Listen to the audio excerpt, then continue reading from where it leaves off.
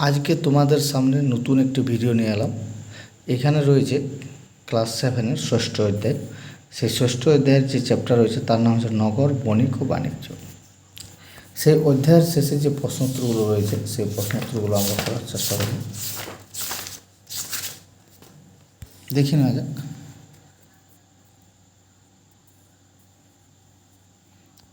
নিচের নামগুলির মধ্যে কোনটি বাকিগুলির সঙ্গে মিলছে না তার তলায় দাগ দাও।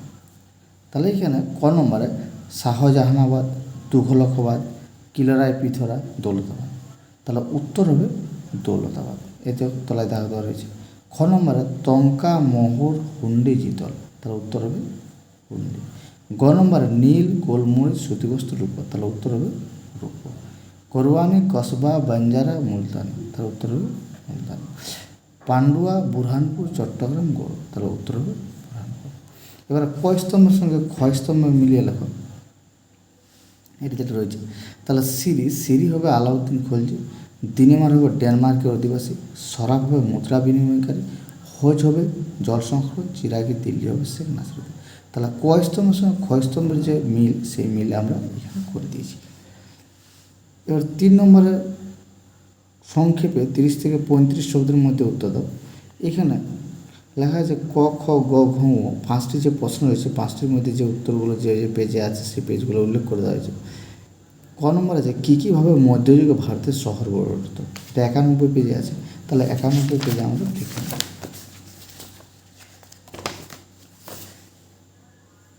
এটা 91 পেজ। তাহলে উত্তর 3-এর ক। শহর নগর শব্দগুলো সবারই জানা। নগর শব্দটা সংস্কৃত থেকে এসেছে, আবার শহর কথাটা ফার্সি। সুলতানি ও মুঘল আমলে ভারতের গ্রাম ছিল, আবার ছিল অনেক শহর বা নগর। তার কোনোটা ছিল আর্থিক লেনদেন, ব্যবসা বাণিজ্যের প্রাণকেন্দ্র। রাজনৈতিক পর্ষণের কারণে শহর গড়ে উঠত, আবার ধর্মীয় স্থান বা মন্দির মসজিদকে ঘিরেও গড়ে উঠেছিল কোনো কোনো শহর। তাহলে এটা হচ্ছে উত্তর 3-এর ক। এবার 3-এর খ দেখিনি আমার প্রশ্ন, কেন সুলতানদের সময়কার পুরনো দিল্লি আস্তে আস্তে ক্ষয় ছিল। তাহলে এটা 94 পেজে আছে। তাহলে 94 পেজে দেখি। 94 পেজ 3-এর খ। খ্রিস্টীয় 4র্দশ শতকের দ্বিতীয়ার্ধে দিল্লি শহরের চেহারা বদলে যায়। আগেকার মতো আরাবল্লীর পাথুরে এলাকায় শহর তৈরি না করে ফিরোজ তুঘলক যে ফিরোজাবাদ শহর গড়লেন তার মধ্যমণি ছিল ফিরোজ শাহ কোটলা। কোটলা মানে দুর্গ। এই শহর ছিল যমুনা নদীর পাড় বরাবর।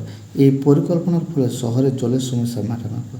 নদীপথে বয়ে আনা জিনিসপত্র শহরের অধিবাসীদের কাছে পৌঁছে দেওয়া সহজ হলো এবং তার জন্য খরচও কমলো।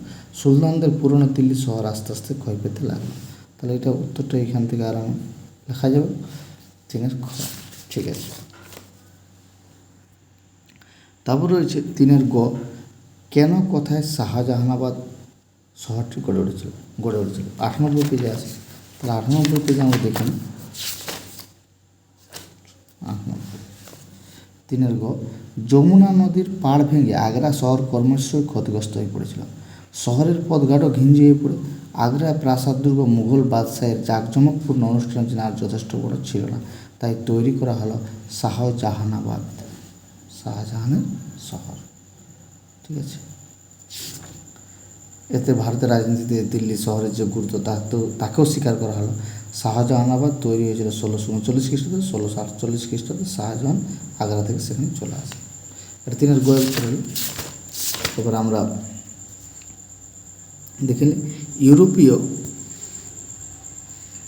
কোম্পানি কুঠিগুলি কেমন ছিল। 108 পেজে আছে। তাহলে 108 পেজ 102 3-এর ঘ। ইউরোপীয় বণিক কোম্পানিগুলি আস্তে আস্তে নানা ঘাঁটি বানাতে শুরু করে। কোম্পানির কুঠিতে ইউরোপীয় বণিকরা নিজেদের মতো করে বাড়িঘর করত। কুঠিগুলি তারা অস্ত্র শস্ত্র দিয়ে দুর্গের মতো সুরক্ষিত করে রাখত। এখানে তাদের বাসগৃহ ও মালের গুদামও থাকত।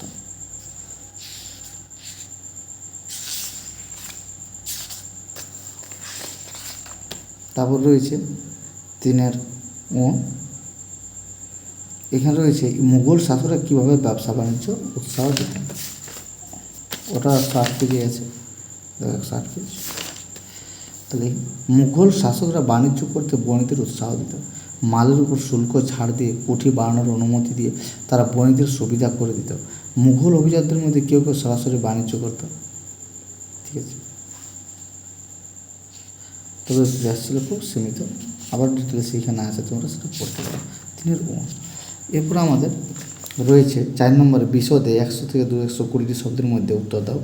খ্রিস্টীয় ত্রয়োদশ শতকে দিল্লি কেন একটি গুরুত্বপূর্ণ শহর হয়েছিল? তাহলে 92, 93, 94 পেজে আছে। তাহলে দেখে নিই 92, 93, 94 এইখানে 4-এর ক, পেজ নম্বর 92। মধ্যযুগে দিল্লি শহর উৎপত্তি ও বিকাশের দুটি পর্যায় ছিল।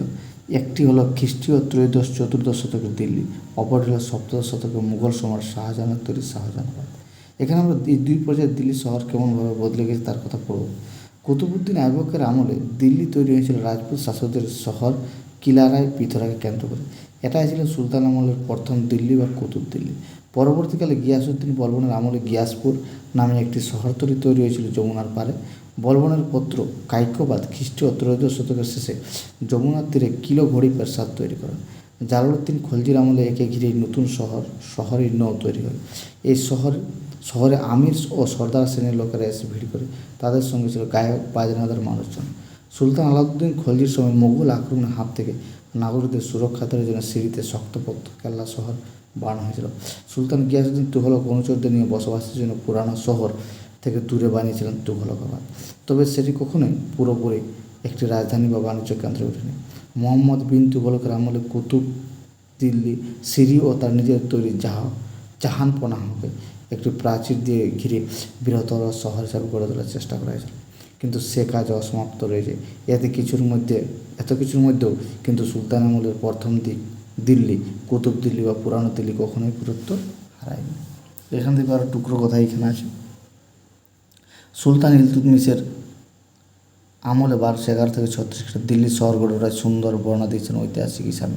তিনি লিখেছেন যে প্রদীপের আলোক শিখার চারপাশে যেমনভাবে পতঙ্গের ভিড় জমে ওঠে, তেমনি আরব, ইরান, চীন, মধ্য এশিয়া বা বাইজেন্টাইন থেকে অভিজাত ব্যক্তি, নানা ধরনের শিল্পী, কারিগর, চিকিৎসক, রত্ন ব্যবসায়ী, সাধুসন্ত সকলেই এসে ভিড় করলো ইলতুৎমিশের নতুন শহরে। এখানে বিভিন্ন শহরের নাম আছে। দিল্লিতে সুলতানি শাসন যখন একটু একটু করে বেড়ে উঠেছে, সেই সময় মধ্য এশিয়ায় এক দুর্ধর্ষ জাতি ছিল মঙ্গলরা। এদের কথা আমরা আগেই জেনেছি। এই মোগলরা ইরাকের বাগদাদ শহরে অনেক ক্ষতি করেছিল। বাগদাদ ছিল মুসলমান সভ্যতার এক বড় কেন্দ্র। বাগদাদের দুরবস্থার ফলে দিল্লির গুরুত্ব বেড়ে যায়।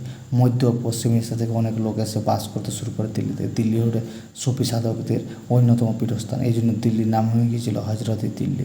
সুফি সাধকদের মধ্যে সেই সময় সবচেয়ে বিখ্যাত ছিলেন শেখ নিজামুদ্দিন আউলিয়া। তো এটা নিজের ভাষায় তোমরা লিখে নিতে পারো। বুঝতে পেরেছি। 4-এর ক। এবার 4-এর খ, শাহজাহানাবাদের নাগরিক চরিত্র কেমন ছিল? 99, 100 পেজ আছে। 99, দেখুন 99, 100 পেজ। শাহজাহানাবাদের নাগরিক বসতি ছিল মিশ্র প্রকৃতির। এখানে নানা শ্রেণীর মানুষ বসবাস করত। নানা ধরনের বাড়িতে রাজপুত্র, উচ্চপদস্থ আমিরা সুন্দর বাগান বাড়ি থাকত। ধনী বণিকরাও টালি দিয়ে সাজানো ইট ও পাথরের বাড়িতে থাকত। সাধারণ ব্যবসায়ীরা থাকত নিজেদের দোকানের উপরে বা পিছন দিকের ঘরে। সবচেয়ে বড় ও সুন্দর বাড়িগুলিকে বলা হতো হাভেলি। এর থেকে নিচু স্তরের বাড়িকে মকান ও কোঠি বলা হতো। সবচেয়ে ছোট ঘরকে বলা হতো কোঠরি। এছাড়া ছিল আলাদা বাংলো বাড়ি। বড় বড় বাড়ির আশেপাশে মাটি ও খড় দিয়ে তৈরি বহু ছোট ছোট কুঁড়ে ঘর ছিল। এইসব কুঁড়েতে সাধারণ সৈনিক, রাজদাসী, কারিগর, প্রমুখ মানুষজন থাকতো। কুঁড়েতে আগুন লেগে মাঝে মধ্যে অনেক লোক গবাদি পশু মারা যেত বলেও জানা যায়। তবে বসতি এলাকার মধ্যে কোনো বিভাজন ছিল না।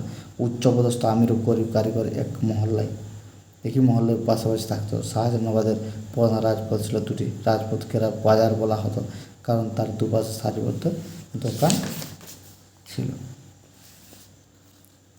কোনো উৎসবে সম্প্রদায় নির্বিশেষে লোক এক হয়ে পরব উদযাপন করত।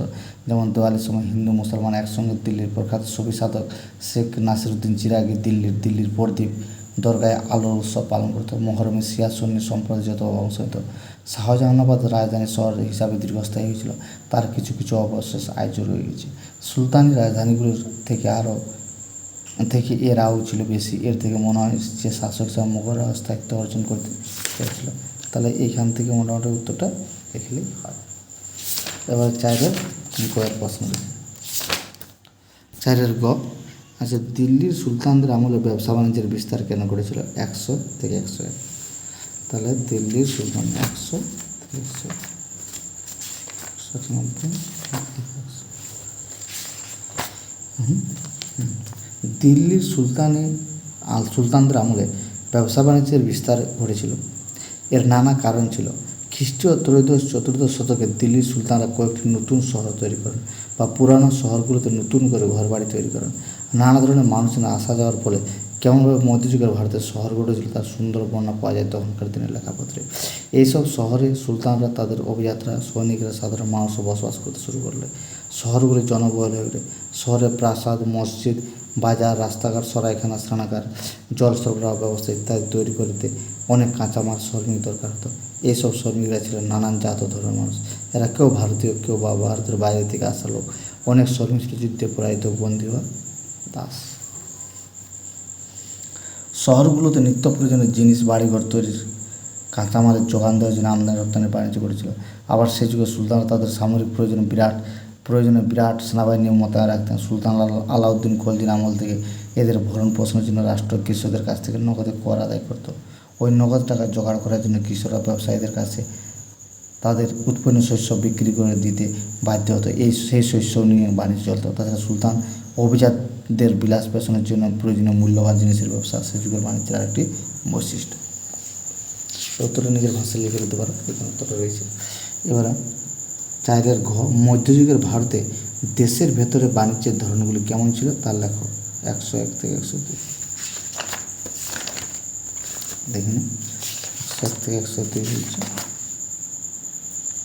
দেশের ভেতরে 100,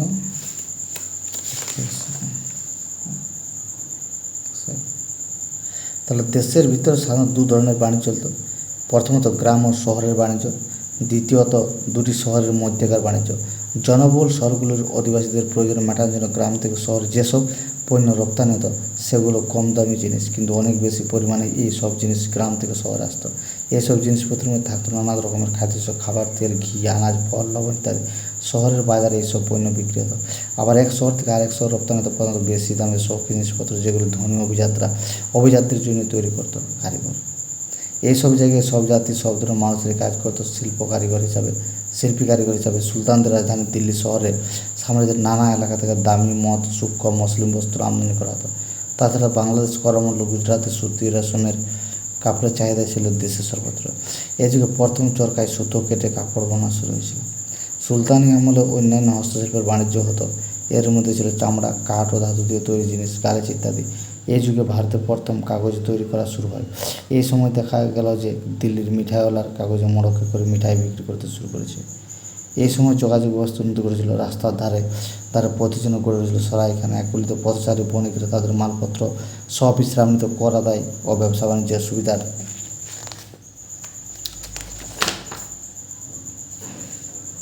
জন্য দিল্লি সুলতানরা টঙ্কার উপর মুদ্রা ও জিতল তামার মুদ্রা নামে দু ধরনের মুদ্রা চালু করেছিল। এগুলোর মান ছিল যথেষ্ট ভালো। এগুলো পড়বে, এখন নিজের ভাষায় লেখার চেষ্টা করবে। এখানে উত্তর রয়েছে 4 ঘর। এবারে 4-এর ইউরোপীয় কোম্পানিগুলো আমদানি রপ্তানি রেখাচিত্র দেখে ওই যুগের বৈদেশিক বাণিজ্য সম্বন্ধে তোমার কী ধারণা হবে? এই যে এখানে রয়েছে, দেখো আমরা বুঝতে পারবো 7 নম্বর কত উত্তর রয়েছে 107। তাহলে আমরা 107 দেখিলে আমদানি বাণিজ্যের একটা রেখাচিত্র রয়েছে। এখানে রয়েছে ভারতে কী কী আসছে সেরকম।